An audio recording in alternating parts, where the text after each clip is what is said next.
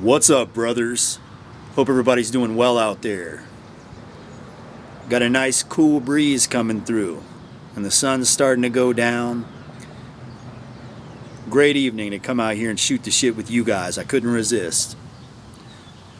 Anyways, in tonight's video, what I want to talk about is the biggest mistake that men make when they start to catch feelings for women. Or we could say, the number one thing that men get wrong about women. And, the reason why I wanted to talk about this is because it just seems like the average man's brain is hardwired in a way that's going to get him the least amount of results. And not only the hardwiring, but it's also the programming. It's the movies, it's the music, and they all program you to be this way. And what I'm talking about is most men, when they start to catch feelings for a woman, they intuitively just begin to think that the way to win a woman over and the way to get her to feel the same way is to prove your love to her. Is just to convince her that you truly love her. That's what you see in the movies. You see in the movies, you got the guy that is, he really loves a girl, but she's like, no, he's an asshole, he's too much of a player. So the guy spends the whole movie trying to win her over and convince her that he truly does love her, and then by the end, finally she believes him. Guys think it's going to work that way. And naturally, I think we've all been in that position, and the majority of men, that's just the way they think. Well, here's the thing.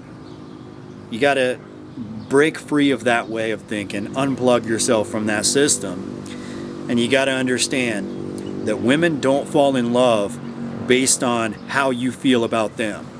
They don't fall in love based on how you treat them, or how much you love them, how much you care about them, or what you do for them. Women fall in love based on how attracted to you they are. That's what you have to understand. So you've started to catch feelings. Keep in mind, if you want her to feel the same way, she has to be attracted to you. That's it. That's all that matters. Now, there's two methods of attraction. Two pathways of attraction, I should say. Pathway number one is through excitement. And pathway number two is through respect and admiration. Now, excitement is typically surface level shit, right? It usually has to do with the way you look, or the way you communicate, the way you talk, your mouthpiece, the way you dress, something like that. So you can be a guy that gets women excited. This is what the red pill refers to as the alpha fucks, right? Maybe he's hot, he's cool, he's charismatic, he can pick up the phone, and he can convince her to come over and have sex, whatever. That's the excitement factor. Now, you can work out, you can dress a certain way, you can style yourself a certain way, you can learn to talk a certain way and learn to be more charismatic, whatever. But you have to understand, that's only the surface level, and that's a small part of the equation. And if you have the first part, the excitement part down, but you don't have the respect and admiration part down, you will be a man-child that women laugh at, they may have sex with, but they don't take seriously. You're the airhead, you're the male version of the female bimbo. Some guys are cool with that. If you're cool with that, hey, I'm not here to judge you. But, if you want to be more than that, if you want something serious, you have to have the second part down. And to be honest with you, you don't even really have to have the first part down, as long as you have the second part down. Respect and admiration. Now, how do you get a woman's respect and admiration? Well, the most powerful way that I've seen, that I've witnessed, is by being on a mission, being self-fulfilled, having a purpose. And when I say that, and I know you hear the term purpose a lot in the manosphere, and you don't really even know what it means or what's the reason that people are saying this, I want to give you an example. When I think of the term purpose, the first person that comes to my mind is my high school football coach, aside from my father, but I don't want to talk about him in this video. This one fits better. My high school football coach. Now this guy, if you looked at him, he had fucked up teeth, he had these crazy looking eyes, he had a horseshoe haircut, bald on the top, a little bit of hair on the sides. He was pretty jacked arms though. Had a big gut coming over his shorts. Certainly not a man that you would consider to be, your standard for male physical attraction, right? Definitely not that. But he was driven. He had purpose. This guy was on a mission. And he was fulfilled with his life. And he had the most beautiful wife I've ever seen in my life. She loved him. She adored him. She respected him. She was loyal to him. They had a daughter together. His daughter was my age. Hottest girl in town. I mean, beautiful girl. So this guy had a beautiful wife, a beautiful daughter, amazing family. The whole city respected him. And the reason why everybody respected him and admired him was because he had this purpose. And it wasn't football.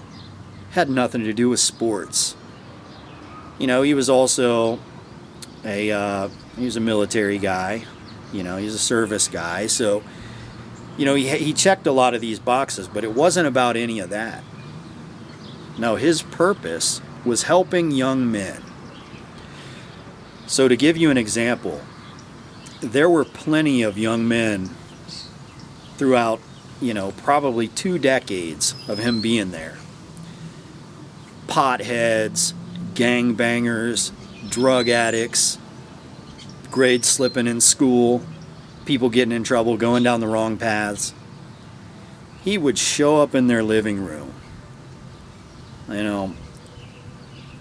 look their mom in the eye and say, I need your son to be at the weight room tomorrow morning. I need your son to be at football practice tomorrow morning. And he doesn't even play football. He's not an athlete. But he'd show up in your living room just to say that because he knew her son was fucking up and he was about to change her son's life, right? Now, you can't change everybody's life. They have to have the will to change, but he'd put the effort into it. And he was passionate about it. And he'd get them in the weight room. And he'd talk to people every day. He would create a brotherhood. He was a father to many men. And he was a guy that was just changing the lives of thousands of young men throughout decades and the city. And everybody has his phone number to this day. He's old now, he's like 90, but everybody still has his phone number. And maybe not 90, probably about 80, but everybody still has his phone number. If you're in trouble, he's a guy you can call.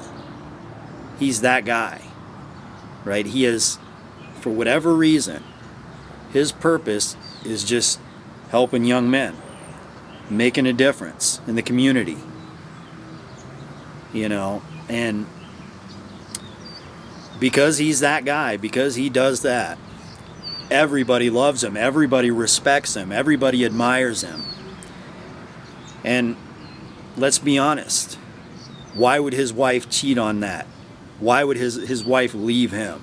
I mean, sometimes women make some questionable decisions, but she'd make a very, very terrible decision to leave him. Right? So that respect and admiration factor, to simplify it, are women proud to be with you? Would a woman be proud to introduce you to her family? Would a woman be proud to introduce you to her girlfriends? Would a woman be proud if you showed up to her workplace? Are you a guy that she would be proud to marry, to have kids with, to be with the rest of her life? Does she see you as that guy? And you can only be that guy if you're self-fulfilled, you're driven, you have some sort of purpose. And that was just one example, right? Your purpose could be God, it could be the church. Your purpose could even be something superficial, like money. And I don't recommend that, because I think the women that you'll attract with something superficial like that aren't going to be the type of women that you really want to be with. It's probably not the greatest idea, but it's still an example of why women will respect you and admire you. If you're running a business and you're making a lot of money and you're just driven like that, they'll be attracted to that. Again, there's better purposes than that, but that's not the subject of this video. So that's what it comes down to. And essentially that breaks down on a further level what people mean when they say alpha fucks and beta bucks. And also simp, terms like being a simp or white knighting. The simp is the guy who thinks he needs to convince the woman that he loves her, needs to prove himself to her. And that's 90% of guys. The alpha is the guy that gets her excited. And I don't even like the term beta in this situation. I don't think it fits, because I think it's alpha to be a man that women respect and admire. So, that's what it comes down to. So look at yourself. What are you doing with your life? Are you living a life that you think women would respect? Are you living a life that you think women would admire? Are women going to be proud to be with you? Are you the guy that she wants to get caught with? If you walk around holding her hand, is she like smiling and she's happy that everybody's looking and everybody sees her with you? Does she want to claim you as her territory? Because essentially that's, that's the grounds that we're walking on there. That's kind of how that goes.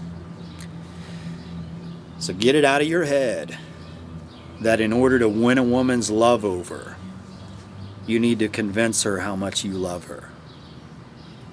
You need to convince to her how much you love her. You need to prove yourself to her. That's what everybody thinks. They think that, you just need to do more nice things for her. You need to spend more time with her. You need to buy her things. You need to tell her you love her. You need to convince to her that you love her. You need to show her that you're not talking to any other girls and, she's the only one for you. None of that means anything. Women don't fall in love based on how you feel about them. They fall in love based on how attracted to you they are. And that's the way it's always going to be. And if you ever fall into that pattern of simping and white knighting and fighting for a lady's honor, I can guarantee you that another man's going to get up on her. That's just the way it goes. Take some pride in yourself. Be a man. Now, again, with the excitement part, there's not too much you can do about it. You can learn to be a better communicator. You can hit the gym, get jacked, work on your style. Sure, be my guest, do whatever you want, but just understand that's the surface level. The respect and admiration is the back end. That's what really matters. That's the meat and potatoes. That's the other 90%. So I recommend you do your best to have both, just so you can be competitive out there. It's not all about women. That's not what it's about. No. It's about being competitive. If you're not competitive, you can't make a difference. But I damn sure recommend that you have a purpose, you be driven, you find something to commit yourself to. Something that will fulfill you. So even if you don't have a woman in your life, you're still fulfilled. You're still making an impact. You're still making a difference. because ultimately that's what really matters. But anyways, I hope this video was somewhat informative, and that's about it for tonight, guys. Until next time, see ya.